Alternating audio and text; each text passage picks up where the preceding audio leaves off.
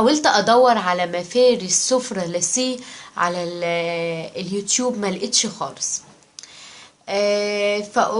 فقلت احنا ننفرد بالموضوع دوت ونعمل مع بعض انا وانتم، بتشجيعاتكم معايا وملاحظاتكم نقدر نبدع في حاجة قيمة جدا، بحاجة شغل يدوي مش هتكلفنا صدقوني ازيد من 100 جنيه، لو حبينا نشتريه مش اقل من 1500.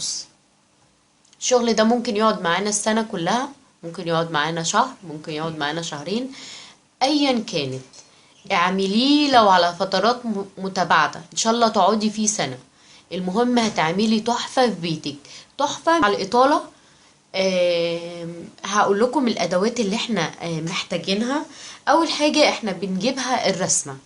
طب احنا عايزين نوفر وفي نفس الوقت نعمل حاجة ديزاين متميز، حتى اللي بيتباع ما يبقاش حد عامله، او احنا اللي نتميز بالحاجة دي. فانا فكرت لكم في فكرة يا رب تعجبكم. احنا اللي هنصمم الشغل بتاعنا. مبدئيا هقول لكم الرسمة وانا حددت فيها الطول والعرض وكل حاجة هنعملها ازاي. يبقى احنا كده محتاجين رسمة، محتاجين طبعا قلم، مسطرة، اي عملة معدنية، محتاجين مقص، خيط اللاسيه. ولو انتي على حسب السفرة بتاعتك، يعني انا السفرة بتاعتي كبيرة 60 في 120، فممكن احتاج 10 بكرات خيط من دي. محتاجة كيس، اللي هو الكيس اللي بيبقى كبير دوت، انا قطعت منه، فانا محتاجة حتة على قد الرسمة. اي جزء كرتوني، يعني ورقة تخينة شوية. ريز دوا زي ما انتوا شايفينه. ابرة نحسب شغلنا ونعرف المسافات عشان نحدد الرسمة على طول. احنا هنجيب المسطرة العادية، هنعمل 15.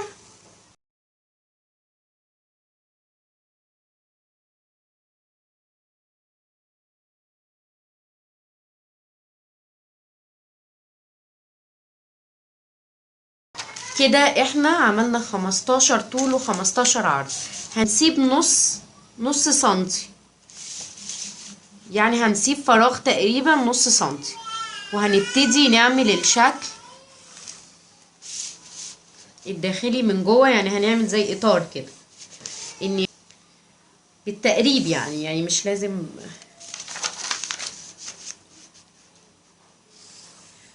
طيب هنعمل ايه بعد كده؟ خلاص احنا كده حددنا الاطار الداخلي. برضو اللي يعني مش متخيل الصورة، احنا هنعمل زي نظام الكروشيه، لو ليكم في الكروشيه. طب يعني ايه نظام الكروشيه؟ يعني احنا هنعمل قطع هتبقى كده، وهنبتدي نشبك، وهقول لكم هنمشي خطوة خطوة بالظبط. هنبتدي نشبك مثلا القطعة في نص الرسمة تقريبا، يعني 7.5 هنا اهو كده.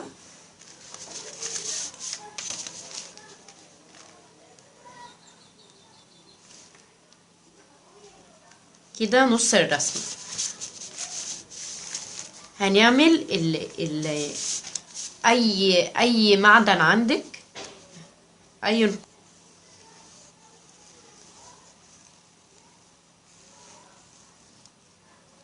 تمام. هنعمل ايه بعد كده؟ الجزء الكرتوني ده هنعمل مقاس 9 طول، 2 عرض. يبقى احنا عملنا 15 في 15، وجينا في النص عملنا الجزء المعدني دوت، وجبنا اللي هي الحتة التخينة الكرتونة دي، عملنا مقاس 9 في 2. هنبتدي نتنيها كده. موضوع بسيط، يعني مش محتاج ان انتي تعرفي ترسمي ولا اي حاجة. انا هقص بس الزيادة.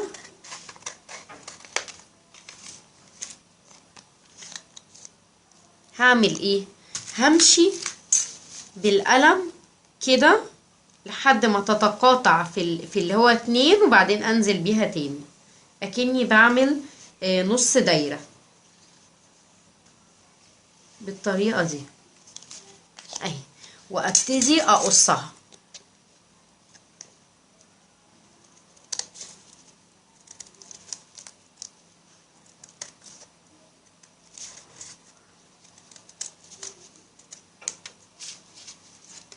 هنيجي نفتحها هنلاقيها معانا الشكل ده. هنعمل له ايه؟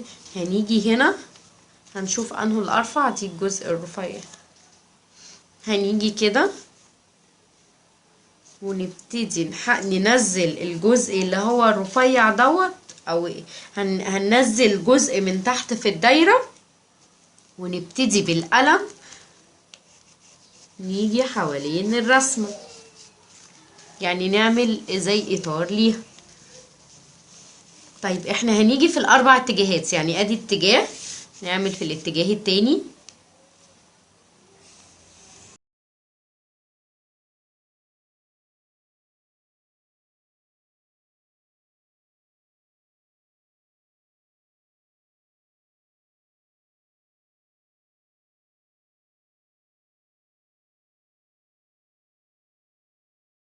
كده احنا عملنا الاربع وردات. هنعمل ايه؟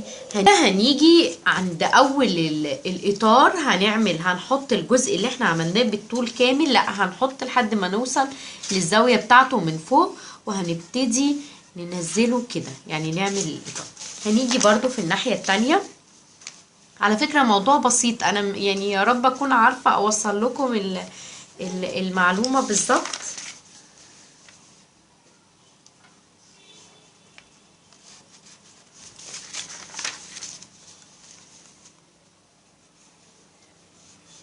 طبعا انتي لو حابة ترسمي اي رسمة تاني او تجيبيها جاهزة مفيش مشكلة، يعني انا حبيت بس ايه، نعمل حاجة مش مكلفة لينا، نوفر على قد ما نقدر، وحاجة تبقى على حسب احنا اللي نصممها، بس اهم حاجة تراعي المسافات.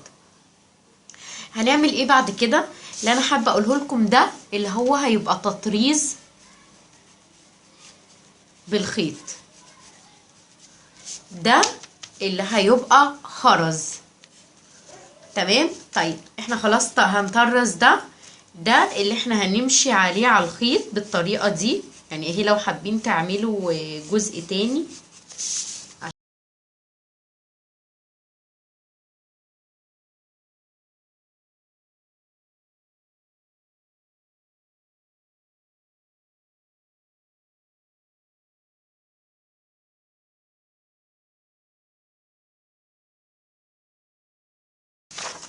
طيب هنحط هنا خرز ازاي؟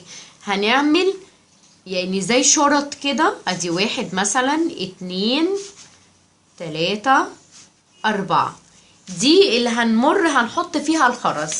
هنيجي برضو عشان منتوش نبقى محددين، احنا محتاجين رسمة واحدة بس يعني حاولوا ان وانتوا تعملوها تظبطوها على قد ما تقدر. 1 2 3 4.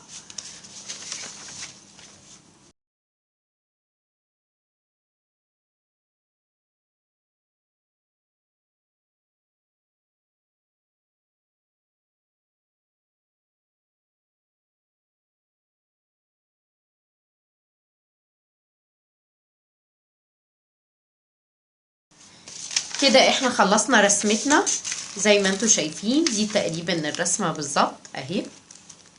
هنعمل ايه بعد كده؟ هنتني الاجزاء بتاعة الورقة اللي من تحت،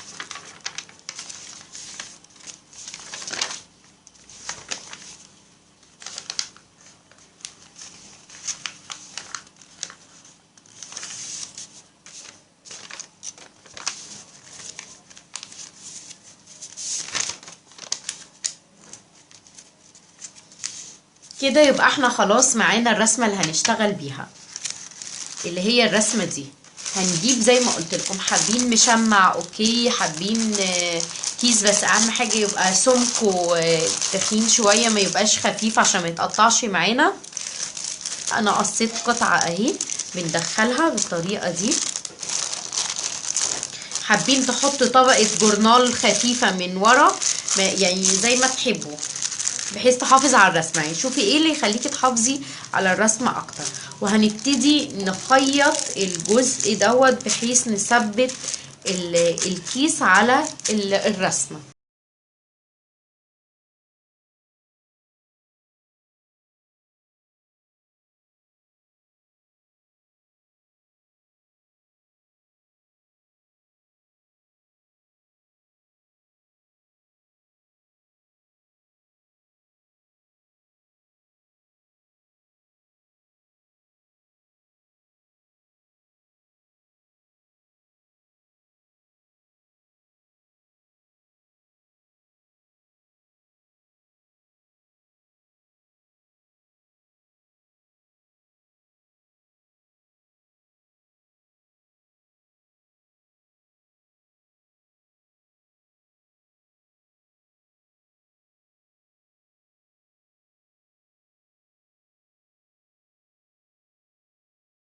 ثبتنا المشمع على الورقة او الرسمة اللي احنا هنشتغل بيها.